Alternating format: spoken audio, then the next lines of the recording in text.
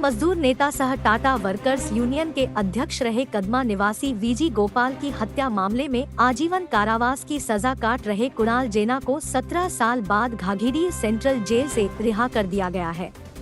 बता दें कि 2006 में सीबीआई की रांची अदालत ने कुणाल जेना को हत्याकांड में आजीवन कारावास की सजा सुनाई थी। इसके बाद से वह जेल में बंद थे।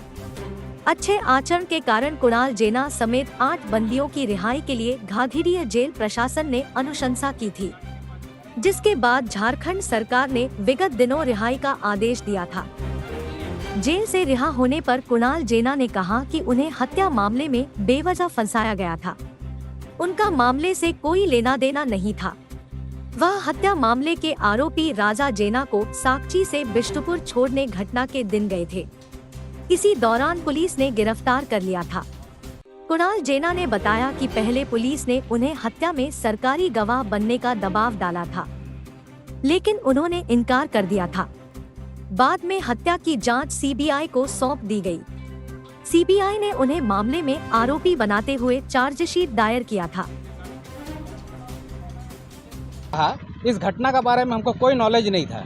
जेल आने के बाद में हमको पता चला, और इससे मैंने 17 साल जेल में रहे, इस बात का हमको दुख ही नहीं है।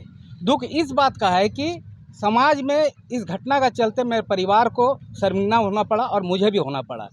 और जेल में 17 साल में हम बहुत कुछ खोए हैं, लेकिन एक चीज़ पाए हैं कि ये जीवन जो है वो सेवा ही मानवता का अधिकार है। जेल में रहते हुए मैंने इससे जुड़ा हुआ था समाज सेवा का चलते।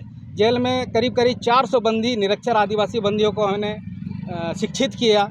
उसके बाद फिर 208 बंदियों को, जो ये मेरा सबसे बड़ा उपलब्धि था कि उनके साथ में मोटिवेटेड करते हुए उनको और अपराध से मुक्त होकर के समाज मुख्य धारा में जुड़ने के लिए हमने प्रतिज्ञा करवाया था। जेल सुप्रीटेंडेंट थे उस टाइम के जो थे, और आज खुशी है कि उस बात से कि आज दोबारा वो लोगों कम से कम 200 से ज़्यादा बंदी दोबारा नहीं आया।